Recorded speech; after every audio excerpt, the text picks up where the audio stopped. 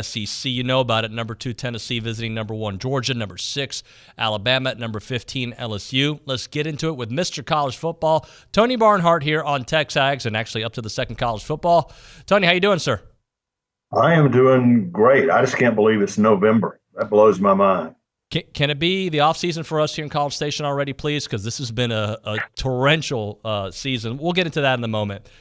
How about this weekend we got here at SEC must-watch television? Well, it is, and you know, with the ranking, first set of official rankings coming out from the college football playoff, and what's interesting is it looks like everybody's playing everybody. Tennessee and Georgia are going to play.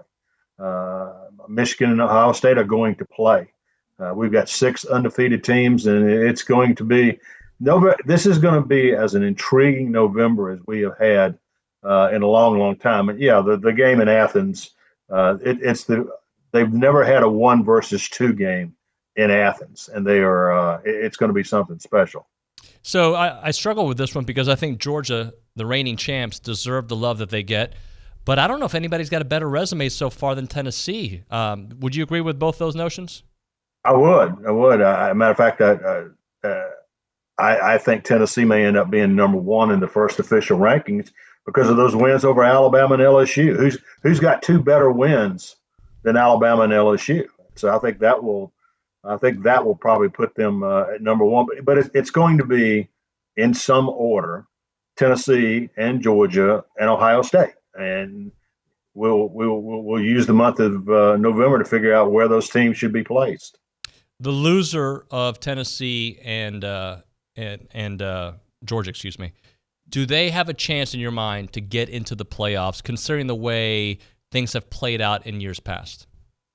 Yes. I mean, obviously, this happened to Alabama back in 2017. Alabama lost to Auburn. Auburn went to the SEC championship game, and Alabama did not. Still, when everything had shaken out, Alabama got in as the number 3 seed and ended up winning the national championship. So yeah, the loser of the Tennessee Georgia game is going to sit there and say, okay, you got to win the rest of your games, and there's got to be a spot available for another SEC team. And the most obvious example is Georgia losing to Tennessee, or Tennessee losing to Georgia. Let's just say the loser of the Georgia-Tennessee game then turns around and watches while Tennessee or Georgia beats Alabama. Alabama's got 2 losses. They're out, right? And so you've got a Big Ten champ, an SEC champ, maybe an ACC champion in Clemson, but you got 1 spot left. And I would have to think in that scenario, when you were weighing all of the 1-loss teams, that Georgia-Tennessee loser would be the most deserving and the highest rank of those 1-loss teams. How do you assess the way Brian Kelly's turned things around at LSU, and has he completely done it? Because a couple of weeks ago, the offense was struggling, but the record's there right now. I felt coming into the season that LSU would get out of the gate slowly as Brian Kelly would establishes his system and his personality and his way of doing things. And they've gotten the Tennessee game. I discount that because that's when we found out that Tennessee was really, really good. And they got a lot of momentum there. And so it has not surprised me what Brian Kelly has done at LSU. The guy's a really good coach, but it takes time to implement his system and to implement his way of doing things. And so I think LSU Alabama is going to be a tremendous football game. So I'm thinking to myself, Lane Kiffin, Bill O'Brien, Deion Sanders, all these names that could end up at Auburn. And they're all successful, right? No doubt about it. But it takes a special type of personality to succeed at Auburn. What kind of personality and who is the best fit for that, you think?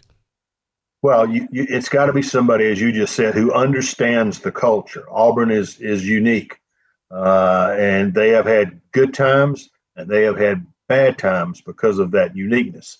And so it's got to be somebody who not only understands the culture, but embraces the culture. I think that was one of the issues with Brian Harsin, who's a very good football coach, I might add. He is going to leave, and he's going to be very successful at an Arizona State or someplace like that.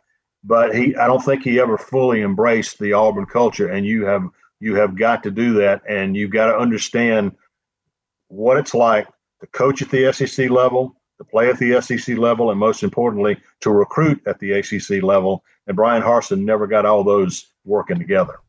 So let's talk about A&M for a moment. It looks like they got their quarterback figured out. Again, you can't base it on one game, but from what we saw, it's the best they've had in a couple of years since Kellen Mond. What did you take from Connor Wegman's performance?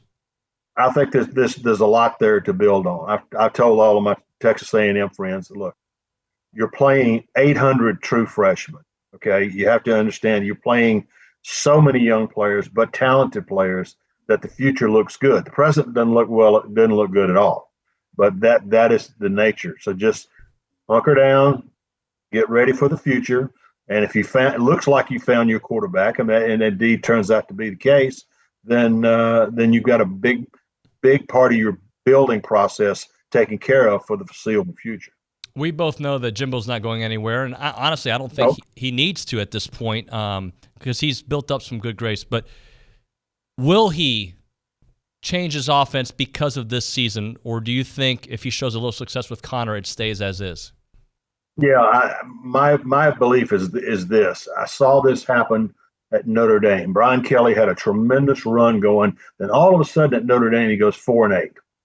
And what he did with his athletic director, Jack Swarbrick, they sat down and had meeting after meeting after meeting of talking about every facet of the program and what needed to be done. And Brian Kelly made a lot of changes, including himself and his approach to handling players.